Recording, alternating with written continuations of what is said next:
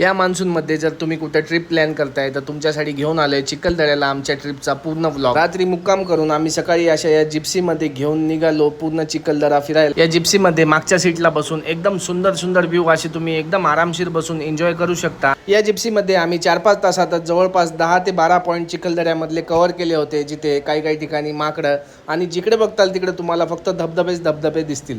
हे वातावरण 100% सुटेबल आहे सध्या चिखलदरा ट्रिप करण्यासाठी। फक्त संडे आणि सॅटर्डे अवॉइड करा कारण त्या दिवशी तिथे खूप गर्दी असते। इथे जागोजागी असे टोप बनवून देतात। तसेच लहान मुलांना करायसाठी इथे सुद्धा खूप ॲक्टिव्हिटी आहेत, जसे आमच्या बाळाने ही जीप चालवली होती, तसेच आम्ही ही सायकल चालवली, मोटो बाईक चालवली आणि इथे आम्ही एक स्विंगमध्ये बसलो होतो, ज्याच्यात तुम्हाला या इथं झोक्यामध्ये बसून एकदम मागं वळतात आणि एकदम वरी जाऊन मग नंतर सोडतात। आम्ही जेव्हा हे करत होतो सगळे लोक आमच्याकडे बघत होते आणि तो एक वेगळाच आनंद होता।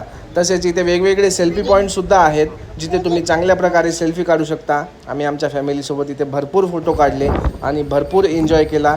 आता जर तुम्ही चिखलदऱ्याचा ट्रिप प्लॅन करताय तर हे वातावरण एकदम सुटेबल आहे। इथे गेलात तर हे भाजलेले कणीस खायला विसरू नका। तर अशी होती आमची ही चिखलदरा ट्रिप। Okay, thank you.